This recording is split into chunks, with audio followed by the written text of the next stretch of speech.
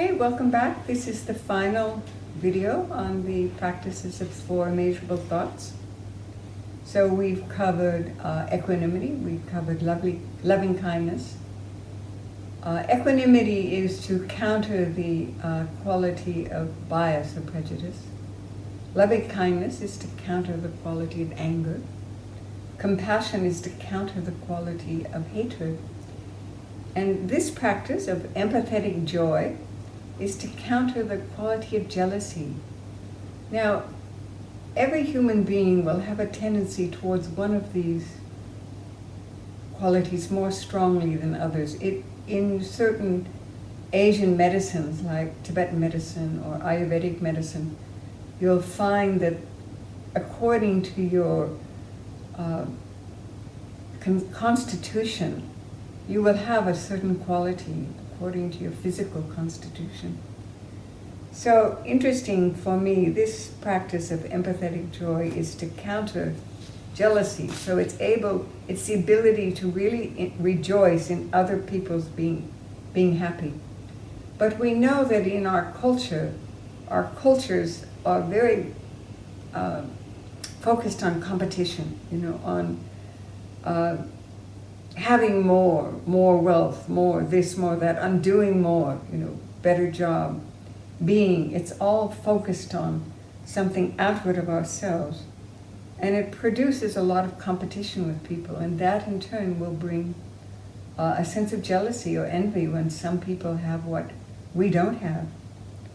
So in my many years of living with my meditation teacher in India, I lived with him for 12 years, and he was very good at kind of highlighting some of our weaknesses. It's just part of what a teacher will do.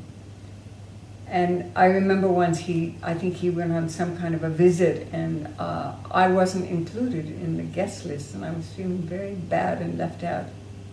I couldn't identify it as jealousy, but I just felt very bad, and when he came back, I said, "I'm leaving the ashram." And then I went away. And he very, very sweetly, later in the afternoon, he came up to me and he looked at me and said, "That's not love, that's jealousy." And I felt so ashamed. I thought, oh my God, I have jealousy. And I didn't realize that as I focused on jealousy, then I began to recognize that it's such a part of our culture. If you watch any movie or TV series, you'll see jealousy is always there around jobs, around love, around relationships. And as I begin to focus on my jealousy and then counter it with its opposite, which is in rejoicing in other people's having, even what I don't have, it began to really nourish my joyful heart. And I could see that his pointing that out to me was a very great opportunity for me to know how to work and know what I needed to work on. So all these years I've worked on this practice of rejoicing for others. So we're going to do the practice now, and you'll see how it's done. So the quality of empathetic joy, we develop the desire to feel that all beings can rest in a state of happiness and always be free from the causes of suffering. It's one of the greatest factors in practicing joyfulness is to find our own happiness in the happiness of others, particularly in those moments of happiness that have nothing to do with us. And it's actually quite a difficult practice, but brings great results.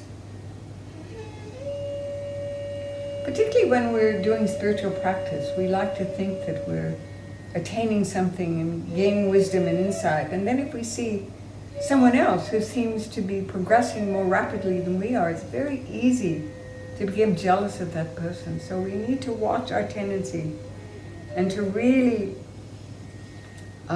always bring this action of rejoicing in what others are doing and what they attain, even if we don't have it ourselves. So to begin the meditation, you sit quietly. Look at the feelings around your heart.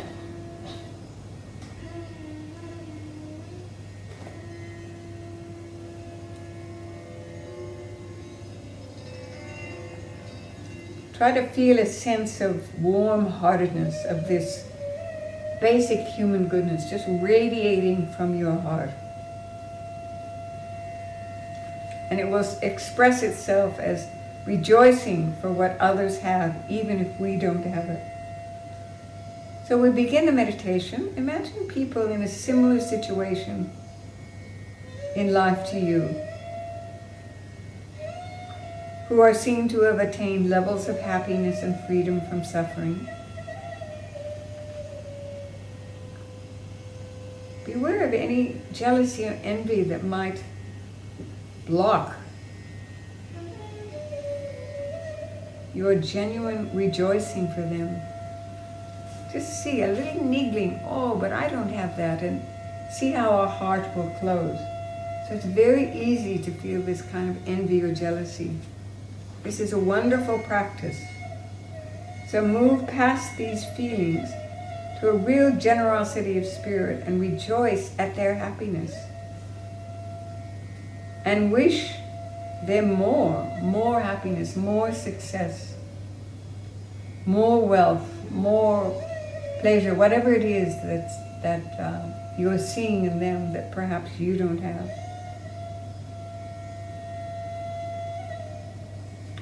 So the next practice is imagine people who are struggling, who have a lot of suffering and don't have much happiness or fulfillment in life.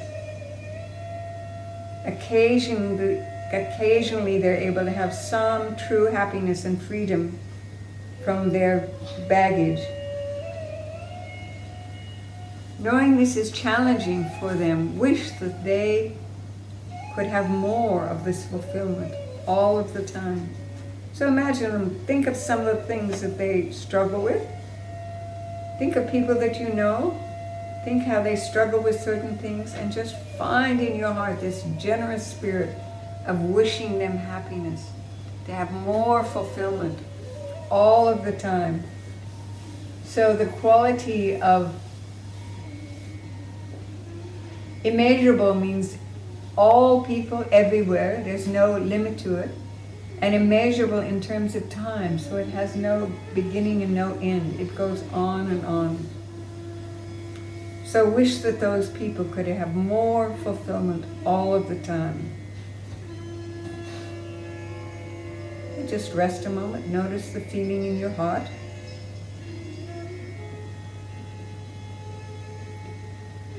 Now bring to mind some people who are engaged in selfless activities, serving others. Think how happy you are that they are able to do this virtuous activity, and then it may be constant and fulfilling. That those they are serving as well as themselves, and wish them to continue to engage in this right action. So think of people you know who are doing social activities, social work. There'll be some examples that you know. For me, it's always the Dalai Lama. I always think of how he benefits so many people. But think of someone that you know, that you recognize. Think of the work that they do, how they distribute and benefit others. Think of the joy and comfort that's brought to those people who receive their beneficial work. And really wish that this work continues, so that those who are giving will continue with their generosity, and those who are receiving will continue to benefit from this. And let that feeling expand endlessly, immeasurably.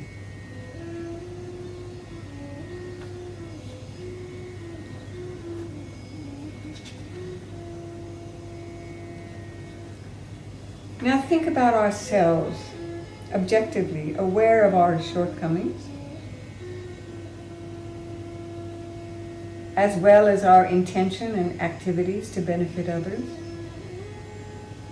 Develop joy that we've been able to do those good deeds, and wish that they increase in our lives. So think about the actions that you've done through your life, the charitable acts that you've done, the donations you've made to people you've helped. Really feel the benefit to those people, feel the happiness that it brings to those people. Feel the happiness in your own heart that you have the means and the ability to do this work. And just create a very big, generous intention that you can always continue on with this work to benefit others.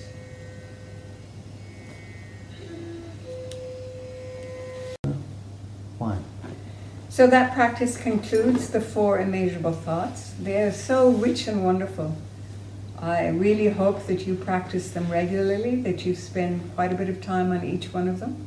Each one of us will have our own particular quality that we need to spend more time on. You'll recognize that as we stay humble and honest about our own characteristics, then we have a chance to transform them. So again, we'll conclude by reciting the prayer of the 4 immeasurable thoughts. So I'll recite it and you can recite after me. May all beings have happiness and the causes of happiness. May they be free from suffering and the causes of suffering. May they never be separated from the sacred happiness devoid of suffering. May they dwell in equanimity, free from attachment, aggression, and prejudice. And thank you so much for participating in these practices with me. I hope it's beneficial. Thank you. Perfect.